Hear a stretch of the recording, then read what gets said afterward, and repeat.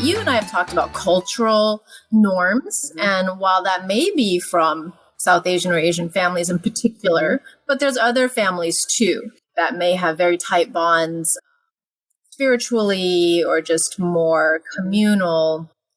But then what happens if there is, that term that I've really only heard you use often about tribe gaslighting, when maybe there's more than one person who's trying to convince someone like, he didn't mean that, or you're making a big deal out of nothing.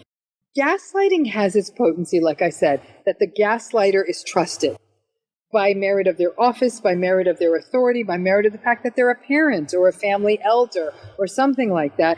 They have the power. We cannot always assume power and good behavior, respectful behavior, or compassionate behavior go hand in hand. It's an error many, many, many people make. And so what ends up happening is that gaslighting can almost have like multiplicative power if other people are on board with the gaslighter, in essence, enabling the gaslighter, and face a person with a united front, all saying, you're too sensitive, you're wrong, who do you think you are, you don't know what you're talking about, don't be ridiculous. That never happened, and on and on and on. I mean, Helen, I can give you such a basic example. If we were to look at a family where somebody was abused in that family as a child, sexually abused as a child, and the family engages in a lot of denial or minimization, because gaslighting can happen through various mechanisms, one of which is minimizing. You're making such a big deal out of this. It's not that big a deal. Stop exaggerating. So let's say somebody says, listen, this member of the family, is harming me or doing this inappropriate thing. And that the person who could protect the child minimizes it. And then other people close ranks, trying to keep the family from looking shameful, leaving the person who was victimized by this abuse absolutely isolated and not being heard, which we know, anyone who does trauma-focused work knows, that can really escalate the long-term impact of that trauma when there is not early intervention, and the person who experiences the trauma, when their reality is denied.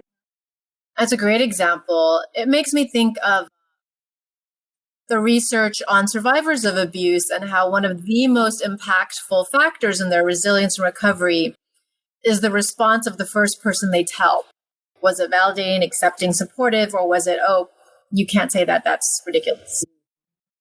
So if the first person gaslights that survivor of abuse and the rest of the system closes ranks, which happens all the time in families, now you can see how this can have long-standing effects. But then, Helen, we can elevate this kind of gaslighting up even into institutional entities where the leader of the organization protects the perpetrator in the organization, and other people get in line with the leader of the organization. And before you know it, the person who's disempowered in that institutional setting now faces this, again, closed ranks. We're going to protect the institution. We're going to protect the leadership. We can't look bad. And we have heard story over story over story where the vulnerable in an institutional setting were repeatedly victimized, multiple victims, and the organization kept turning a blind eye repeatedly until the weight of the evidence became too much, or maybe the leadership shifted or something, and it was finally heard. I'm going to go out on a limb here because I'm going to say something that's incredibly unpopular. I have to say that something, and this is me simplifying something I've often been taught, which is this idea of individualism bad, collectivism good.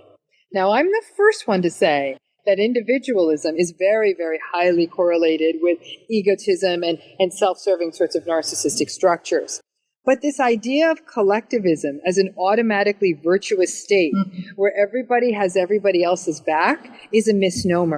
And it's many times the people from the most collectivistic structures where the larger investment is in the group, in the family, in the whole, that this gaslighting by tribe can be its most virulent, because the idea of we've got to protect the family can't look bad, means that somebody who is, if not, maybe not even victimized, but somebody who deviates from the family system, somebody who may be coming out as gay, somebody who may be struggling with gender identity, somebody who's trying to take an iconoclastic path educationally or pursuing something that the parents don't want them to, all of a sudden they may get ostracized if they don't follow the family way. And the entire family will then say, you're ungrateful, you're a bad person, you're no good, how could you, you're so disrespectful. And all that person actually did was to speak their truth.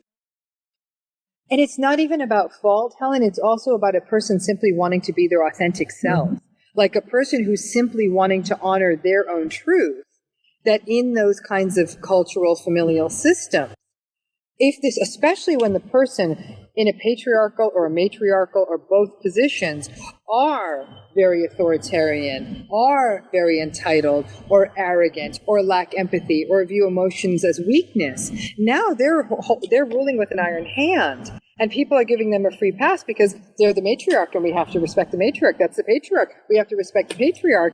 And if somebody says, but they didn't earn the respect, that person will be, proverbially slapped across the mouth for speaking out in that way. And then what it does is that you can then see against the backdrop of a very toxic, antagonistic mother, father, or both, that somebody is suffering with that. And the children, most likely, who are suffering in that family system, nobody will throw them a line because, if anything, they're viewed as being ungrateful. And what's happening is even if they do get help outside of the system, on the long shot that maybe they get therapy or someone intervenes, they're still being thrown back into that problematic, re-gaslighting, re-traumatizing family system. It's funny how many conversation I think we've probably both had in the therapy room that being grateful can coexist with having personal boundaries. A concept. In bringing up boundaries, Helen, is such an important issue because obviously those will be more porous sometimes based on cultural, and on cultural variables. And then you have to skirt the line between somebody who maybe have a culture of origin and then a culture in which they reside, where boundaries may be managed very differently, which can also lead to some confusion. But again, these porous boundaries can be manifested as an intrusiveness that when a person, even using the most appropriate language, tries to sort of ask people in the family to maybe hold back and please don't be so intrusive, again, it's often met with, what are you saying? We're not being intrusive. We just love you. That's more of that gaslighting. And then the whole family, the whole tribe chirps in, well, that's just family. That's what family does. And it really, really, as you know this, having worked with a lot of first-gen students, that this can often have rather tragic consequences. It's a very difficult task to assert your reality, or the ways that a person begins to, as you say, it's a hallmark of gaslighting. They doubt their own reality. Absolutely. And so then you go from gaslighting by individual that can be substantiated by gaslighting by tribe, but then it becomes gaslighting by self, and then it becomes complete capitulation and assent. And what may end up happening is that a person may not live their authentic life and completely cave in to the demand of the family because the ostracism would feel too painful, too isolating. And for somebody who may also have co-occurring mental health issues, anxiety, depression, anything that may render them vulnerable and maybe not even have the psychological bandwidth to mount the argument, capitulation may seem like the only way forward. And from a humanistic or an existential framework, that's a really, really hard life. Yeah. And we've seen that not living our authentic selves can come up in our health and all kinds of other symptoms. Because there is no too sensitive, right? There is that person's reality. And that honestly, if people feel like, I keep feeling like I'm overreacting to everything, I often wonder, are these the very people who never get to have that space in their life where people let them react as they deem fit, and then as they're allowed to have non-censored emotional reactions, they may even find that they don't judge themselves as sensitive because they feel like they've been given the space to do so. Many times in family systems, the only way forward is the family's way. The parents know best. We're going to tell you what to do. This is the only way you can. And a larger extended family weighs in. If the only path forward, maybe it's marriage, maybe it's a certain kind of a career path, maybe it's living in a certain region, whatever it may be, that there is no space to be the authentic self. And in fact, there's a certain terror in exerting the authentic self because it will be rejected. And so we kind of go into these sorts of, these problematic, kinds of shallows of conditional regard that, often accompanies gaslighting. Mm-hmm.